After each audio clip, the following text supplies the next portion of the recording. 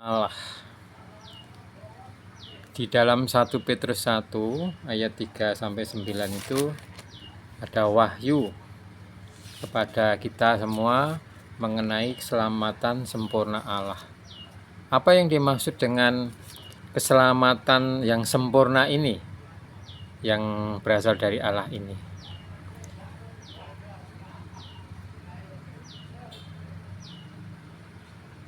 Satu Petrus 1 ayat 3 dikatakan, terpujilah Allah dan Bapa dari Tuhan kita Yesus Kristus, yang sesuai dengan anugerahnya yang sangat besar, telah melahirkan kita kembali. Kita lihat kata-kata melahirkan kita kembali. Ini sungguh sangat bermakna dan menjadi hal yang besar bagi manusia.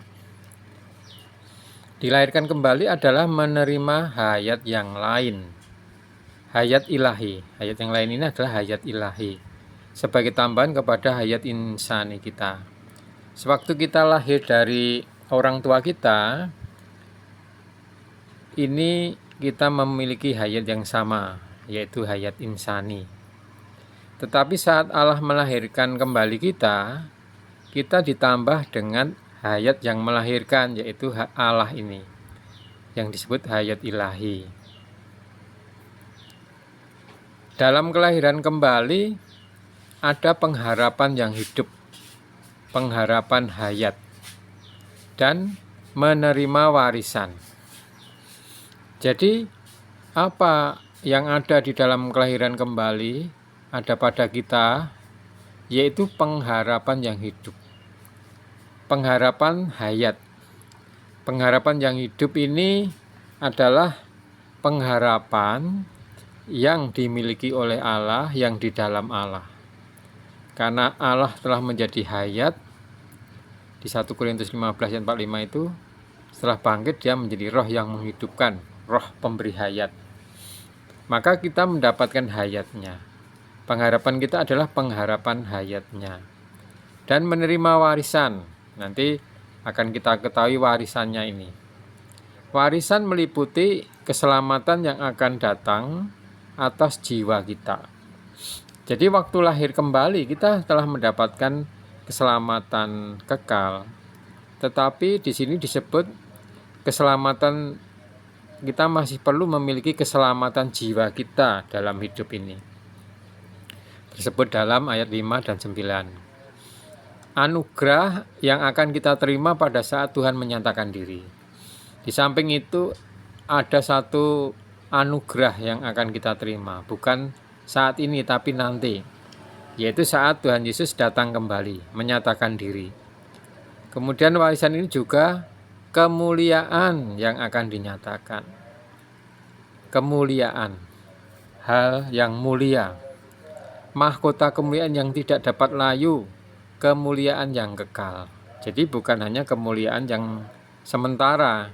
Manusia di dunia ini mungkin mendapat kemuliaan-kemuliaan secara manusia yang sementara. Misalnya dia menjabat pejabat tinggi, dia mendapatkan kemuliaan manusia yang sementara, berbatas waktu.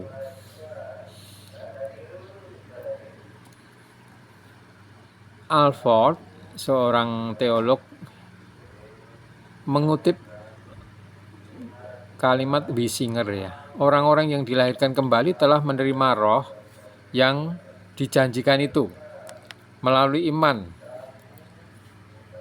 sebagai jaminan warisan mereka. Warisan ini untuk kita hari ini, besok, dan sampai selamanya. Jadi sejak mendapatkan kelahiran kembali dari Allah, itu kita bisa menerima warisan ini. Warisan ini biasanya setelah pewarisnya meninggal, besok atau suatu saat nanti. Tapi warisan rohani ini itu saat kita kelahiran kembali. Kemudian tidak hanya saat ini, nanti juga mendapatkan, bahkan sampai selamanya. Tentu ini sangat menarik, ya. Ini harusnya diinginkan semua manusia. Namun untuk menikmati warisan ini, kita perlu dijaga. Orang yang telah dilahirkan kembali itu masih perlu dijaga dalam posisi yang tepat.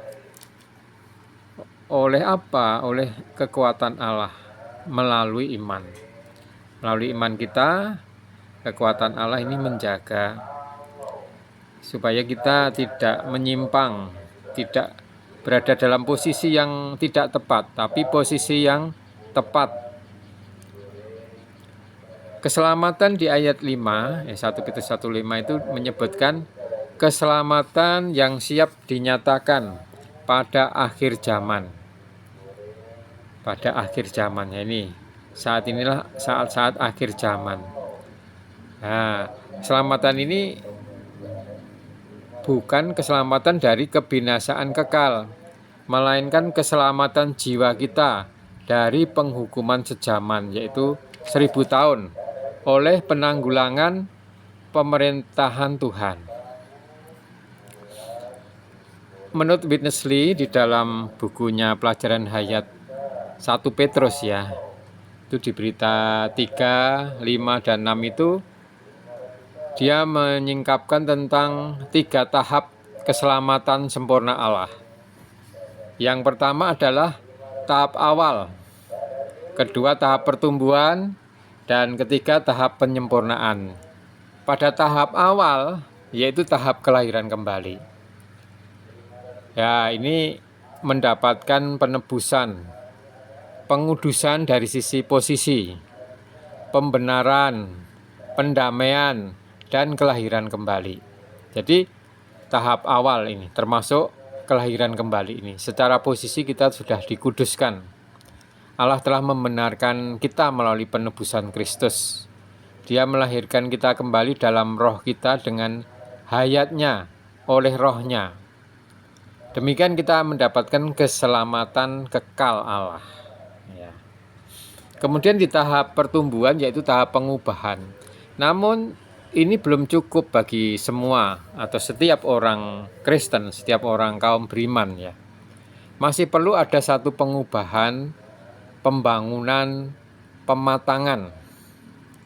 Nah, di dalam tahap ini kita perlu dikuduskan secara sifat, bukan posisi. Kalau posisi sudah di tahap awal, melalui pendisiplinannya ya, di dalam kehidupan kita, penghakimannya, kita perlu bertumbuh dalam hayatnya. Allah mengubah kita dengan memperbarui setiap bagian dalam jiwa kita dengan roh pemberi hayat itu. Kita perlu bekerja sama. Kalau kita tidak bekerja sama, Allah sendiri tidak akan mampu, karena Allah terhambat oleh diri kita sendiri. Nah, saat kehidupan kita ini saat ini adalah tahap pertumbuhan ini, tahap pengubahan. Tahap awal kelahiran kembali itu dilakukan Allah sekejap ya, tanpa kita ya. Semata-mata itu pekerjaan Allah, bukan pekerjaan kita. Tidak ada partisipasi dari kita. Tahap penyempurnaan ini adalah tahap pemuliaan, yaitu juga sekejap, karena ini adalah penebusan transfigurasi tubuh kita. Penyerupaan dengan Tuhan dalam hayatnya, sifatnya, bukan di dalam Tuhan yang disembah. Inilah pemuliaan ya. Ini juga sekejap nanti. Jadi ada roh, jiwa, kemudian tubuh. Roh ini ada kelahiran kembali, jiwa ini perlu keselamatan juga. Kemudian juga tubuh ini juga ada keselamatan yang mengubah menjadi tubuh rohani. Namun di ayat 6 disebut tentang berbagai-bagai pencobaan, yaitu mengacu kepada penderitaan-penderitaan yang menjadi ujian untuk menguji mutu di ayat 7. Jadi kehidupan kita ini bukannya tanpa pencobaan, tetapi dengan berbagai-bagai pencobaan. Nah, ini tujuannya apa? Tujuannya adalah untuk melihat apakah kita ini mengikuti Kristus apa tidak. Juga untuk mempersenjatai kita dengan pikiran yang bertentangan dengan daging. Jadi supaya kita tidak memiliki pikiran daging, tapi dialihkan ke pikiran roh. Ini perlu diuji, ya. Seperti menguji emas. Ini ada pengujian iman kita. Ya. Bagaimana iman kita ini?